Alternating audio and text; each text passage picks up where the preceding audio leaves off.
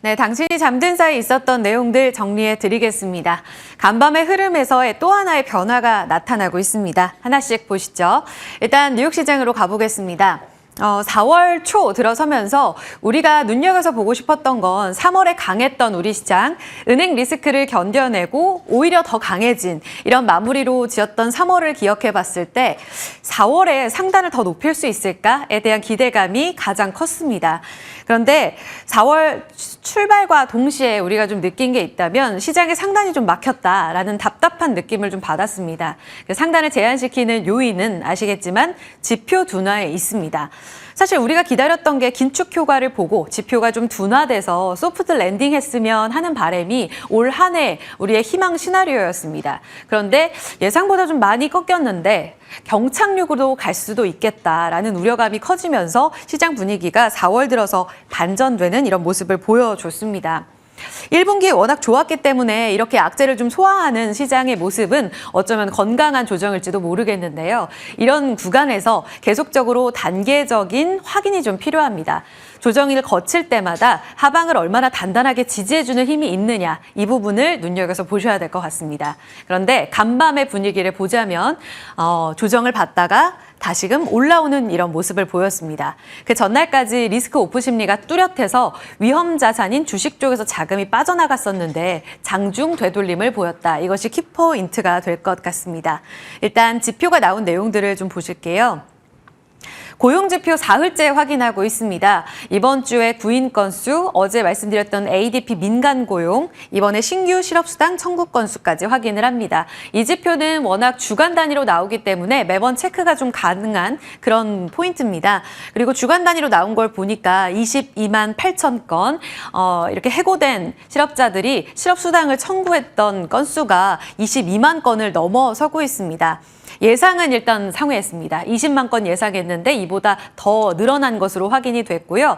전주 대비는 줄었다라고 지금 표시를 해드렸는데 이 부분은 좀 스토리가 있습니다. 지난주에 19만 8천 건으로 확인이 되기는 했습니다. 하지만 이 다음 주에 발표가 되면서 좀 조정치가 수정되는 경우가 많은데요. 이렇게 되면서 24만 건으로 좀 수정이 됐습니다. 그래서 결국에는 전주 대비로는 살짝 줄어드는 이런 모습인데요.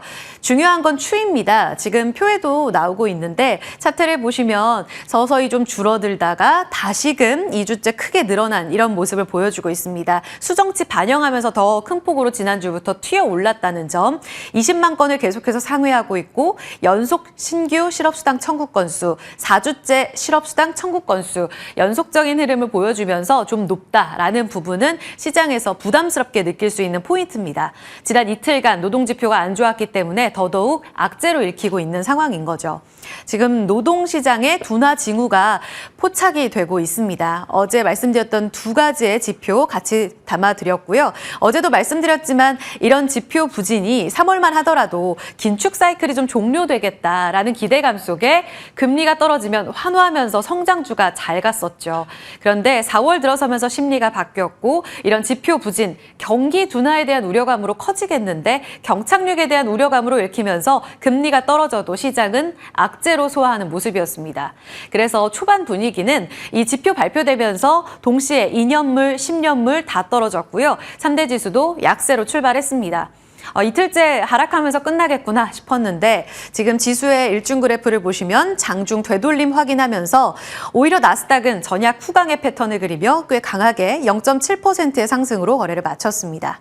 아쉽게도 이번 주에는 조금 흔들림이 나오면서 주간 등락을 보면 나스닥은 4주 만에 좀 반전했다는 점 보셔야 될 것 같고요. S&P 500 지수도 주간으로는 마이너스입니다.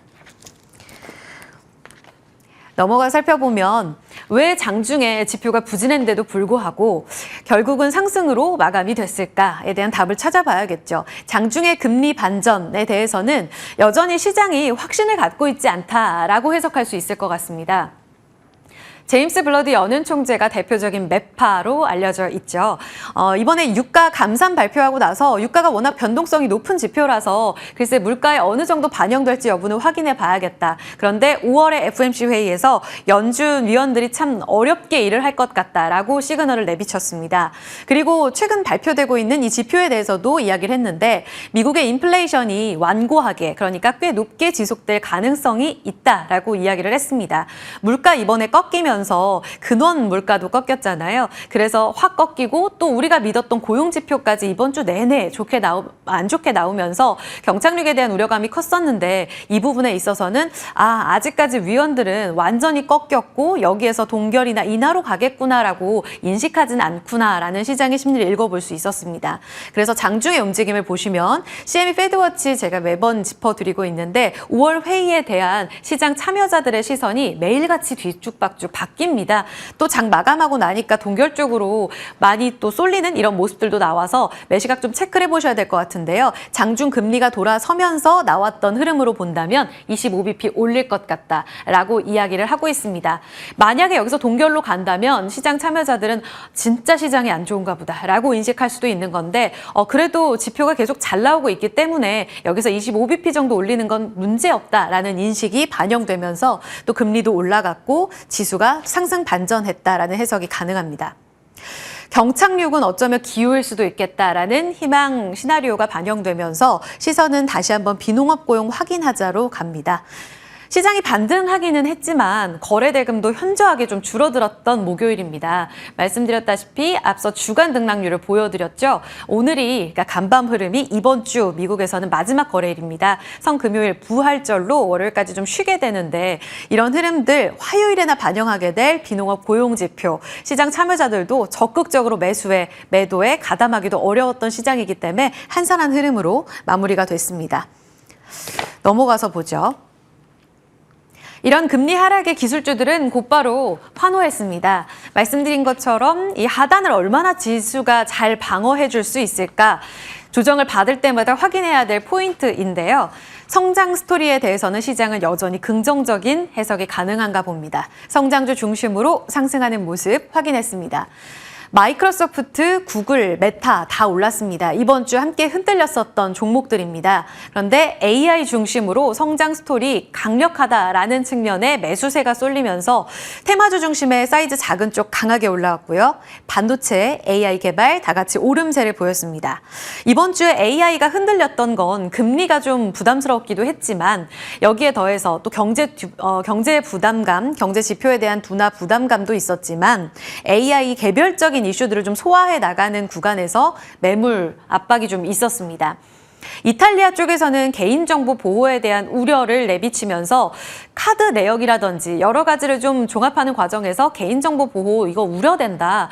챗 GPT 사용 일단은 금지하겠다라고 이야기를 했죠. 미국 쪽에서도 이런 움직임들이 서서히 좀 나오고 있습니다. 이번에 이 민간 업체에서 서명을 좀 모았다고 하죠. 그래서 서한을 발표했습니다. 일론 머스크 사인 담겼고요. 빌 게이츠 사인 함께 담겼습니다. AI와 관련해서 지금 좀 불안한데 속도 조절에 들어가야 되지 않겠느냐, 개발 좀 천천히 가야 되지 않겠느냐라는 이야기들이 함께 반영되고 있습니다. 일론 머스크는 이번에 챗 GPT-4 버전보다 더 강력한 AI는 인류에는 좀 위험이 될 수도 있겠다라고 이야기를 했고요. 이쪽으로는 확실히 6개월 정도는 개발을 중단하자라는 입장입니다. 그리고 바이든 대통령도 이번 주에 AI 질병이라든지 바이러스 측면에서는 확실히 이로운 건 맞는데 국가안보 잠재적으로 위협이 될 수 있다. 이거를 해결하는 게 먼저다라고 이야기를 했습니다. 이쪽으로는 개발에 신중하자라는 쪽으로 읽어보시면 될 것 같아요. 그리고 마지막으로 빌 게이츠 창업자도 AI 얼마 전 블로그에서 상당히 혁신적이다라고 이야기를 했는데 물론 중요한 거는 최선의 활용안에 초점을 맞추는 거다. 위험할 수 있겠지만 중요한 건 IT 기술 개발에 있어서 이득이 더 크다는 거다라고 이야기를 하면서 중단은 아니다라고 이야기를 했습니다. 이쪽으로는 개발을 지속하자라는 측면이 나오고 있습니다. 이렇게 속도 조절론, 개발 신중론, 개발을 지속하자라는 의견으로 팽배하게 좀 엇갈림이 나오는 가운데 사다리 걷어차기랑 정반대죠. 먼저 이 시장에 진입해서 선두주자들이 유리한 게임입니다. 왜냐하면 AI는 딥러닝을 하기 때문에 처음 이 시장에 뛰어들어서 계속해서 개발을 하면 할수록 선두주자가 유리한 그런 환경입니다. 그래서 오히려 사다리 걷어차기가 아니라 후발주자들이 선두주자를 견제하기 위해서 이런 행동을 하는 거다라는 해석도 가능합니다. 과연 이대로 좀 개발을 신중하게 진행할 수 있을지, 인류에 좀 더 유리한 방향으로 방향으로 갈 수 있을지에 대해서는 우리도 함께 좀 고민을 해봐야 될 필요가 있겠습니다. 일단 간밤의 흐름을 보시면 회계부정 뉴스 있어서 이번 주에 급락했던 C3AI는 8% 반등으로 마감을 했고요. 아래쪽으로 보안업체나 음성인식 관련 종목, 사운드하운드까지 모두 급등하면서 이쪽 테마가 모두 환호하며 거래를 마쳤다는 점이 시장 성장주의 강세 움직임의 키포인트가 되겠습니다. 오늘 우리 시장의 반영 여부도 잠시 후에 좀 체크해 보겠습니다. 그럼 우리 시장으로 좀 가보겠습니다. 어제 우리 그 전날 너무 강했죠. 한미 디커플링이 어쩌면 우리에겐 좀 자존감을 높이는 그런 포인트였습니다. 그런데 하루 만에 한미 커플링, 바로 미국 시장을 따라가면서 우리도 리스크 오프 심리가 뚜렷했던 하루였습니다. 워낙 지수 레벨 부담감이 느껴지는 자리라고 이야기를 할 수 있는데 코스닥, 코스피 아쉽게도 양 매도가 급격하게 좀 출회가 되면서 보시다시피 밀리면서 거래 마쳤습니다. 거래소는 장중 저점, 막판에 2차 전지 에코프로 쪽으로 자금 많이 쏠렸거든요. 코스닥은 저점 대비 선방하면서 거래를 마감 지었습니다. 제약 바이오나 유틸리티, 미국 시장과 똑 닮아서 방어주들이 좋았고요. IT 하드웨어, 그리고 인터넷 금융주, 2차 전지는 혼조 양상을 띠면서 전체적으로 약한 모습 마감을 했습니다. 보시면 전날에 말씀을 드렸던 내용인데요. 우리 시장에 있어서 반도체 돌아와야 하고 첫 번째로는 환율과 관련된 우호적 환경이 계속 유리하게 흘러야 한다라고 말씀을 드렸습니다. 원달러 환율이 떨어져 줘야 한다라는 내용을 말씀드렸는데 어제는 원달러 환율 크게 튀어 올랐습니다. 그런 움직임 속에 안전자산 선호 심리 강하게 반영되면서 달러 강세, 외국인은 양시장 팔았고 선물시장에서는 그 전까지 이틀 동안 샀는데 어제는 25,000계약 매도를 좀 공격적으로 하는 모습이었습니다. 어제 마감은 환율이 1,319원. 간밤에 달러 인덱스는 102 수준을 유지하고 있어서 이런 흐름들은 보셔야 될 것 같아요. 섹터의 흐름 안에서는 실적 부담감 있는 반도체 쪽으로 좀 빠지는 모습이었는데 잠시 후에 또 삼성전자 지금 실적이 또 나오고 있는데 이런 부분들 같이 좀 체크해 드려야 될 것 같아요. 속보 일단 나오는 대로 좀 지금 나오는 내용 전해드리겠습니다. 삼성전자 1분기 잠정 실적 발표가 바로 헤드라인 넘버로 나왔고 영업이익은 6천억 원 발표가 됐네요. 처음 컨센서스 1조 1,000억 원대 크게 하회했고요. 최근 들어서 계속해서 좀 하향 조정하는 모습 속에 6천억 원대로 발표됐습니다. 매출액은 63조 원, 전년 대비 예상했던 대로 20% 가깝게 감소한 것으로 확인됐습니다. 오늘 주가 영향력은 잠시 후에 또 보셔야 될 것 같고요. 바로 브리핑 마치고 나서 노근창 현대차증권 센터장 통해서 전화 연결로 오늘 내용들 자세하게 짚어보겠습니다. 계속해서 또 브리핑 조금 더 짚어드리겠습니다. 그런데 어제까지 약달러의 기조가 계속됐었죠. 달러 인덱스 사실 지표가 둔화하면서 101포인트까지 내려갔었습니다. 그런데 어제 원달러 환율은 우리 시장에서 올랐습니다. 왜 환율은 좀 다른 방향으로 움직였을까에 대한 궁금증을 좀 짚어봐야 될 것 같은데요.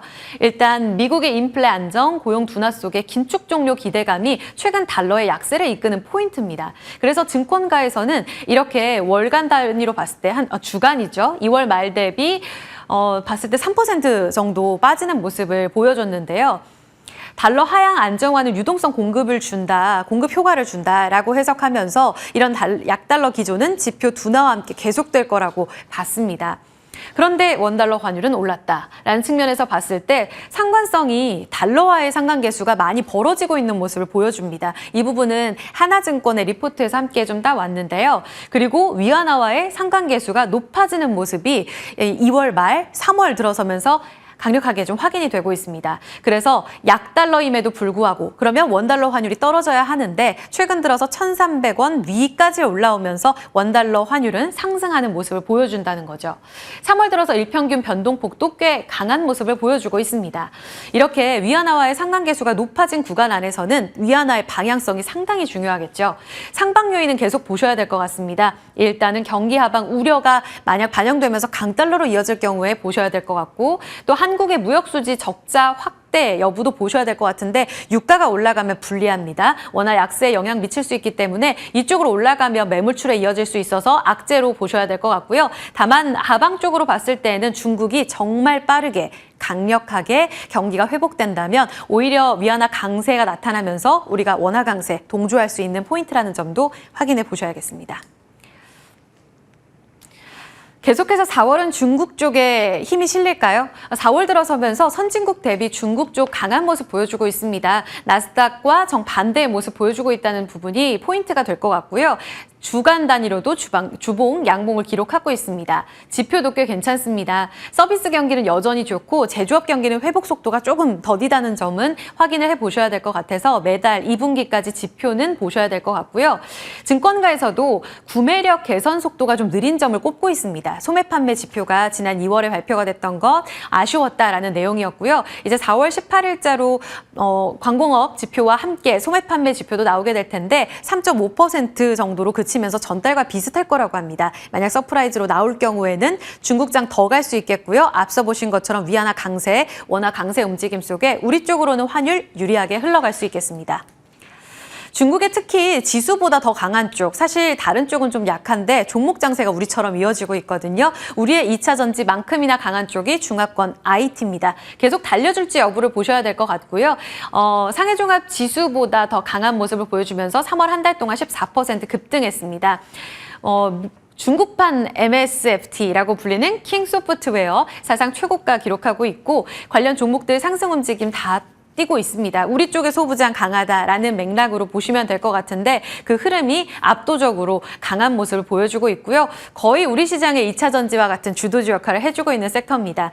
핵심은 시진핑 3기 지도부의 힘에 달려있고 정부 정책을 디지털 경제로 구축하겠다라는 쪽으로 포커스를 맞추고 있습니다. 이런 흐름들을 계속해서 보시면서 IT가 강세 움직임 그리고 중화권 증시를 이끌어줄지 여부 그리고 앞서 말씀드린 대로 위안화 강세 요인과 맞물려서 우리 쪽의 영향력 체크해 보셔야 될 것 같습니다. 자, 오늘의 브리핑은 여기까지 살펴드리도록 하겠습니다. 그리고 앞서 전해드린 대로 지금 삼성전자 실적 발표가 나와서 바로 연결해서 그 영향력 체크해 보도록 하죠. 현대차증권 노근창 센터장 연결돼 있습니다. 안녕하세요. 네, 안녕하세요.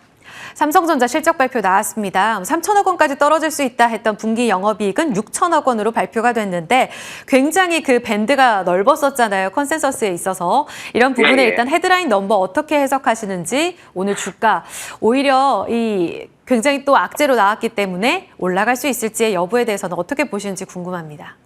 예, 저희가 봤을 때는 사실 뭐 시장 컨센서스가 좀 많이 좀 차이가 많이 났고 일각에서는 적자 얘기도 있었지만 어쨌든 6천억 정도 나왔기 때문에 사실 저희 추정치가 6,300억이었거든요. 그래서 일단은 뭐 저희 추정치대로 만약에 뭐 유사하게 나왔기 때문에 일단은 전반적으로 저희가 점검해 보면 메모리 반도체가 한 3.7조 정도 적자가 났을 거고 그리고 DS 총괄이 한 3조 정도 적자 저희 보고 있고요.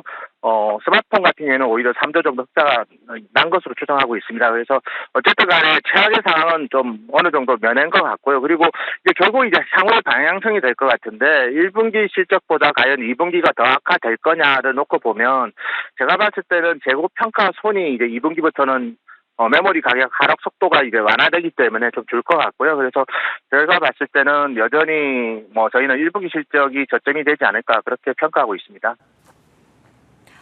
중요한 건 사실 이번 헤드라인 넘버보다 정말 감산에 있어서 뭔가 시그널을 줄까인데요. 지금 속보로 들어오는 내용에 따르면 삼성전자 쪽에서 메모리 생산량 의미 있는 수준까지 하향 조정 중이다라고 이야기를 했습니다.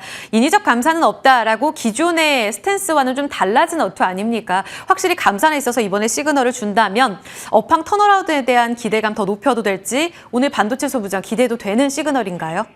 예, 삼성이 정말 그런 식의 정말 뭐 의미 있게 생산량을 줄이는 결정을 한다면 지금 시장에서는 이제 뭐 일각에서는 올해 연말까지 뭐 디램 가격이 하락할 거라는 그런 우려도 좀 있거든요. 근데 만약에 삼성이 정말 의미 있게 감산을 한다면 저는 3분기부터 고정 가격은 오를 수 있을 것 같고요. 그렇게 된다면 지금 뭐 결국 단기 실적은 어차피 기대를 하고 있는 시장 참여자는 없을 것 같아요. 결국 이제 모멘텀을 대부분 이제 탐색하고 있는데 가장 강력한 모멘텀은 제가 봤을 때는 1등 기업의 감산이라고 보고 있고요. 그런 면에서는 뭐 주가에 되게 우호적이지 않을까 그렇게 저희는 평가하고 있습니다. 매번 좋게 나오면 미리 반영해서 밀렸던 삼성전자인데요. 그런 징크스가 반대로 작용할 수 있을지 좀 기대해 봐야겠습니다. 오늘 내용은 여기까지 듣고 잠시 후에 또 내용 자세히 살펴보겠습니다. 센터장님 말씀 고맙습니다. 네, 감사합니다.